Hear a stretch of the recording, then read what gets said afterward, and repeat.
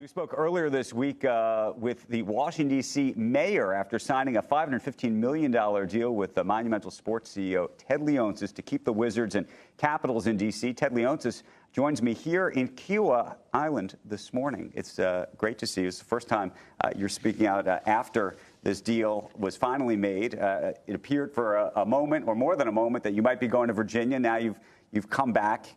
Tell us about how this happened, and it has been a controversial one because there are folks in Washington who didn't want to give the tax benefits. There were folks in Virginia who didn't want to give it. There were folks about saying whether you're going to be leaving town and do you really love Washington or not?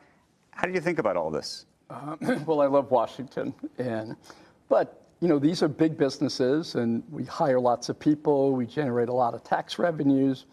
Governor of Virginia is a businessman. He tried to bring this as a business, and politics took over.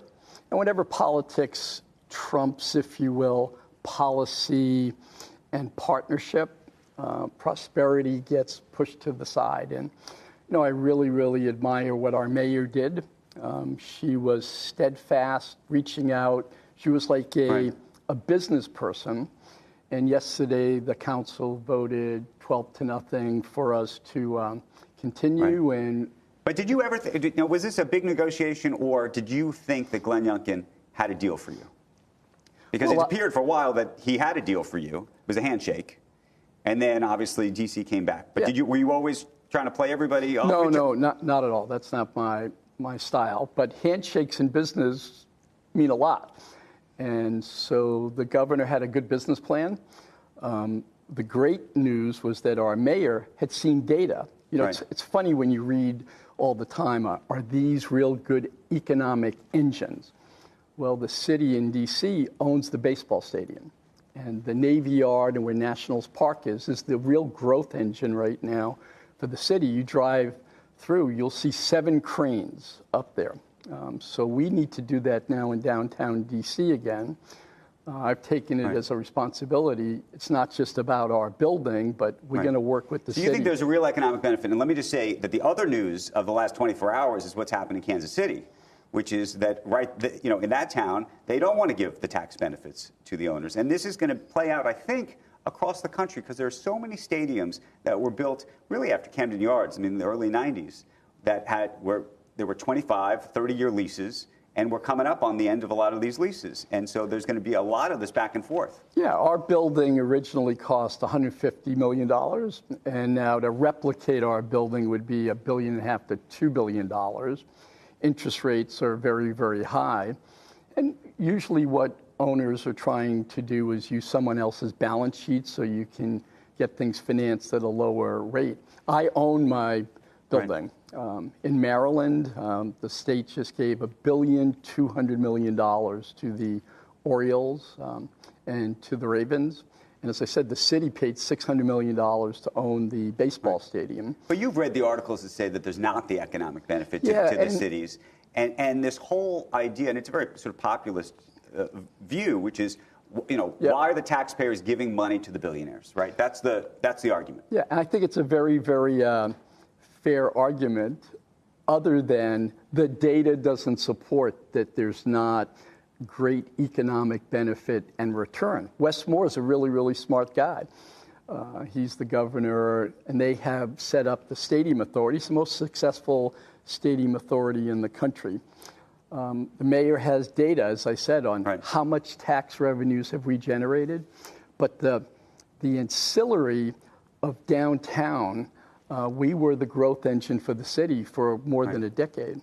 We've been talking a lot this morning about the valuations of sports teams generally and which way they're going. Obviously, they've been on a rocket ship. The question is, do they level out? Do they go down? Do they go up? What's happening with television? Jimmy Patero's here from ESPN, so the value of linear TV and the bundle and everything else. You brought in the Qatar Investment Authority into the Wizards and Caps just this summer. Yep. How much, in terms of for the valuations of these teams to continue, do you need private equity money, sovereign wealth money, and other kind of money to be brought into these leagues? Because there's only so many American families, if you will, wealthy American families that can be the owners of these things. Yeah, and I think pension funds and sovereign wealth funds are the right direction because their goals are like family goals. We want to be in it for a lifetime. We want to look at steady growth, durable brands, durable businesses. Private equity is usually managing someone else's business. They're getting fees. They want to get in and out. And so, but with the prices that these teams can sell for, and it's not based on fundamental economics. It's not like teams are very profitable or we cash flow, but we do have a reoccurring revenue business. And of course, everyone looks at what's the new national TV deal going to be for the NBA. What do you think that deal's going to look like? I think it'll look good. I think. Do you have to split it up among a lot of different networks? Well, I think that the media world has changed dramatically, and I think there'll be this tapestry of partnerships and alliances. I think we have to be more global. I think we have to be totally digital. I bought my RSN, if you will, and we just launched and opened probably the world's most advanced digital local network. You think you could make more money on your RSN the way it's set up now than you could have in the old linear days? Oh, I wouldn't say that yet, although we do see growth because of the sponsorship and being able to integrate the venues, the teams, and the local network. I think we tend to over-dramatize what's happening in an industry. The local business is still very strong. The ratings, I watched the women's game the other day, talked to Jimmy Pitaro last night. More than 12 million people watched that game. I mean, that's an amazing fact. I think they over-delivered by like 50%. I asked Jimmy, do you go back to the advertisers and get more money from them? He goes, no, it'll help us in the future. You own the Mystics, WNBA Mystics.